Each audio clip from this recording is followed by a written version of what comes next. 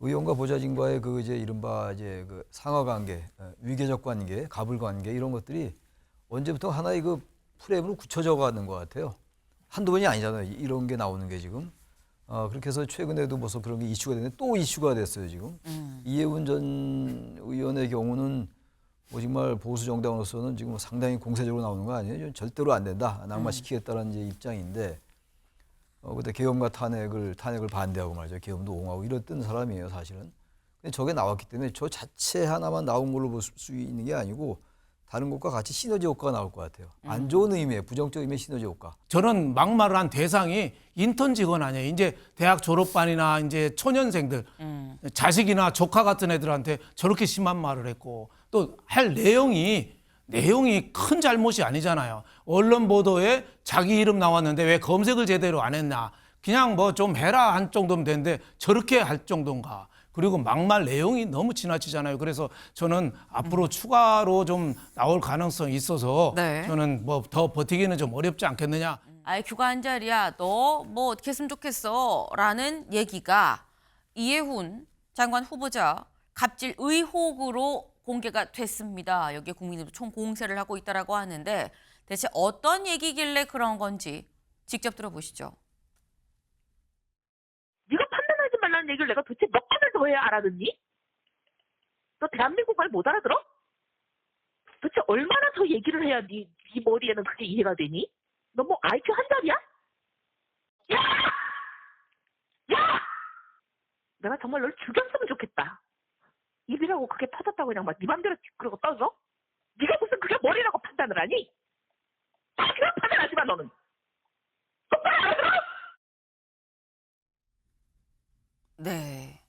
저는 저한테 한 얘기가 아닌데도 너무 무서운 느낌이 지금 드는데 근데 여기 이 녹취가 공개가 되고 또 이해훈 후보자가 입장을 이렇게 밝혔습니다. 뭐라고 얘기를 했느냐.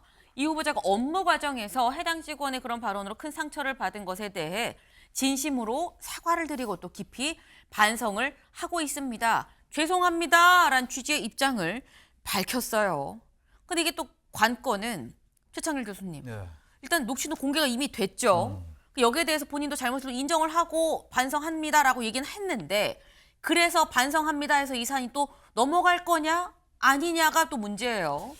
별로 넘어갈 것 같지 않아 보여요. 지금 이제 그 보좌관들에 대한 인턴 직원이라고 하는데 보좌진 뭐 통칭해서 네. 의원과 보좌진과의 그 이제 이른바 이제 그 상하 관계, 위계적 관계, 갑을 관계 이런 것들이 언제부터 하나의 그 프레임으로 굳혀져 가는 것 같아요. 한두 번이 아니잖아요. 이런 게 나오는 게 지금. 그렇게 해서 최근에도 벌써 그런 게 이슈가 됐는데 또 이슈가 됐어요, 지금.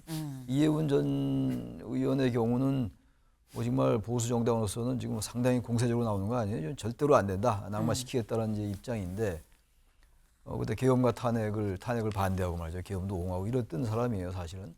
근데 저게 나왔기 때문에 저 자체 하나만 나온 걸로 볼 수 있는 게 아니고 다른 것과 같이 시너지 효과가 나올 것 같아요. 안 좋은 의미의, 부정적 의미의 시너지 효과. 그럼 뭔가 다른 의혹이 더 나올 거다라고 보시는 건가요? 저는 글쎄 모르겠어요. 지금 그 이해운 전 의원에 대해서 정치 정계에서 떠든 여러 얘기들이 있잖아요. 저도 그것도 역시 다 들은 얘기인데 그래서 다른 보좌진들의 얘기가 또 나온다면 여기서 그치고 또 다른 이슈가 덮고 이렇게 간다면 그냥 묻힐 수가 있을 것 같고 네. 또 다른 보좌진의 얘기가 나와서 이와 유사한 그런 갑질에 해당하는 또 일상 상식적으로 저건 도저히 이해가 안 가는 지금 발언이잖아요. 좀 본인이 인정했고 녹취로 나오는 건데 저와 유사한 얘기가 나오면 저는 상당히 어렵지 않을까. 그러나 아직은 모르겠어요. 여기서 그칠지 또다시 연쇄적으로 나올지 그걸 좀 지켜봐야 될 것 같습니다. 네. 네. 여기까지는 글쎄 좀 애매한데 여기서 만약에 하나가 요만한 거라도 덧붙여지면 추가 이렇게 기울어서 이건 쉽지 않은 상황까지 갈 수 있어요. 라고 지금 말씀을 하셨어요. 사실 이게 당 내에서도 뭔가 의견이 분분한 걸로 보입니다.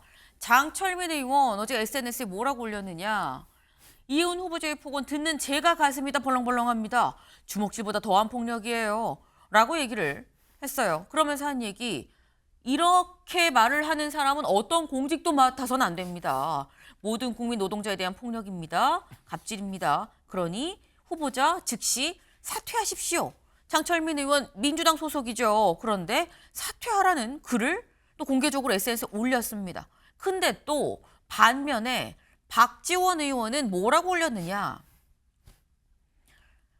내가 이해운 후보랑 전화 통화를 했는데 거듭 사과드리고 국민과 이재명 대통령께 일로 보답을 하겠다라고 얘기를 했어요. 국민의힘 그 누가 이해운한테 돌 던질 자격이 있습니까?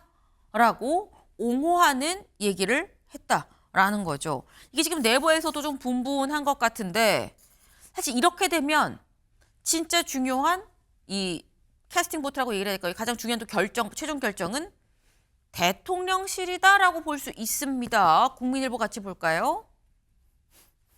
이해운 갑질 논란의 청문회 전 낙마 없다라는 거예요. 네, 여기 좀 보시죠. 청와대 고위 관계자, 지금 이 후보자를 청문회 전에 낙마시키거나 지명을 철회할 계획은 없다. 사적인 대화 태도까지 다 사전에 검증하는 건 현실적으로 좀 한계가 있는데 결국 청문회에서 본인이 설명을 하고 판단을 받게 될 사안이다. 청문회 좀 봅시다라는 입장인 거죠. 윤영걸 대표님. 네. 청문회에 나와서 이해운 후보자가 어느 정도까지 설명을 해야 이 사안이 납득이 되고 넘어갈 수 있다고 보십니까? 이 사안보다도 앞으로 더 나올 사안이 좀 문제가 될 소지가 많죠. 아 역시나 뭐가 더 나올 거라는데 좀 방점이 저는 있는 뭐 건가요? 나올 거를 봅니다. 워낙 뭐 여의도에서 유명했잖아요. 갑질 의원으로 유명했고 어제 저는 1월 1일 날 집에서 떡국 먹다가 저 녹음 테이프 들고 살에 걸려서 네. 목에 걸려가지고 네. 큰일 날 뻔했어요. 네. 그럴 정도로 괜찮으시죠? 새해 1월 1일부터 정신이 바짝 들더라고요.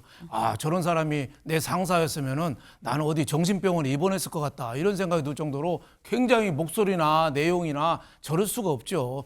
그 대상이 우선 저런 막말을 한 대상이 인턴 직원 아니에요. 이제 대학 졸업반이나 이제 초년생들 자식이나 조카 같은 애들한테 저렇게 심한 말을 했고 또 할 내용이 큰 잘못이 아니잖아요. 언론 보도에 자기 이름 나왔는데 왜 검색을 제대로 안 했나.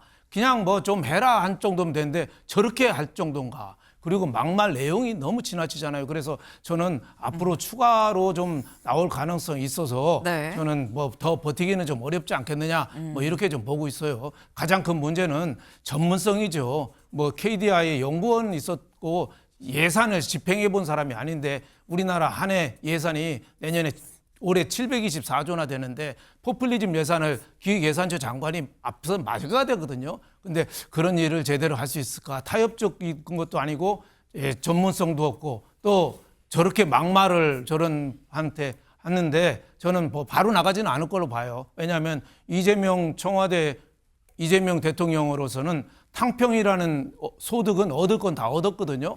그래서 빨리 내치지는 않는데 이대로 가다가 청문회 전후로 해서 뭐 추가로 나오면은 그때 사퇴시킬 가능성이 저는 많다 이렇게 보고 있습니다. 네.